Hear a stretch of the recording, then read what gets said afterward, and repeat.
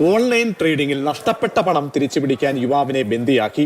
നിക്ഷേപം സ്വീകരിച്ച യുവാവിനെ തടവിൽ പാർപ്പിച്ച് ബന്ധുക്കളോട് വിലപേശുകയായിരുന്നു. 5 പേരെ ഇടവണ്ണ പോലീസ് അറസ്റ്റ് ചെയ്തു. അരുൺ അമർനാഥ് നൽകും വിവരങ്ങൾ. അരുൺ, ഈ ക്രൈമിന്റെ പശ്ചാത്തലം എന്താണ്, എങ്ങനെയാണ് കാര്യങ്ങൾ ഇങ്ങനെ ഒരു തടവിൽ പാർപ്പിക്കൽ ഉൾപ്പെടെ നടന്നത്? ഒപ്പം തന്നെ പോലീസ് ഈ വിഷയത്തിൽ എന്തായാലും നടപടി സ്വീകരിക്കുകയും പ്രതികളെ അറസ്റ്റ് ചെയ്യുകയും ചെയ്തിട്ടുണ്ടല്ലോ.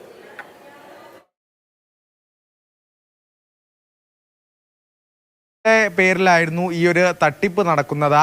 ഈ മാസം 1 ലക്ഷം നിക്ഷേപിച്ചാൽ മാസം 10,000 രൂപ ലഭിക്കുമെന്ന രീതിയിലുള്ള ഒരു നിക്ഷേപമായിരുന്നു ഇത്. ഈ 5 പേർ ചേർന്ന് ലക്ഷങ്ങളോളം രൂപ നിക്ഷേപിക്കുകയായിരുന്നു.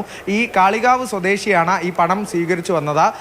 ആദ്യ 2 മാസങ്ങളിൽ കൃത്യമായി ഇവർക്ക് പണം ലഭിച്ചു. പിന്നീട് ഈ സാങ്കേതിക തകരാർ പറഞ്ഞ് ഈ പണം സ്വീകരിച്ച ആൾ ഒഴിഞ്ഞു മാറുകയായിരുന്നു. അങ്ങനെ പണം ലഭിക്കാതായതോടെയാണ് ഇവർ ഇത്തരമൊരു പദ്ധതിയിലേക്ക് കടക്കുന്നത്. ഇയാളെ തടങ്കലിൽ വെച്ചുകൊണ്ട് ബന്ധുക്കളോട് പണം വിലപേശുക എന്നൊരു ലക്ഷ്യമായിരുന്നു ഇവർക്ക്. അങ്ങനെ ബിസിനസിന്റെ ആവശ്യമാണെന്ന് പറഞ്ഞ ഈ യുവാവിനെ വിളിച്ചു വരുത്തി ഇയാളെ തടങ്കലിലാക്കുകയായിരുന്നു. പിന്നീട് ശേഷം ബന്ധുക്കളെ വിളിച്ചു വരുത്തി ആദ്യം എടവണ്ണയിലേക്ക് വരാൻ പറഞ്ഞു, പിന്നീട് വണ്ടൂരിലേക്ക് വരാൻ പറഞ്ഞു. അപ്പോൾ ആകെ പരിഭ്രാന്തിയിലായ ഈ ബന്ധുക്കൾ പോലീസിൽ വിവരം അറിയിക്കുകയായിരുന്നു.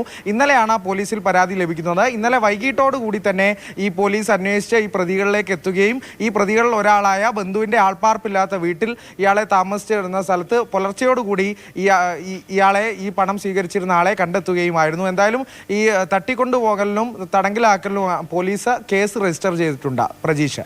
ശരി, അരുൺ അമർനാഥ് വിവരങ്ങൾ നൽകുകയായിരുന്നു.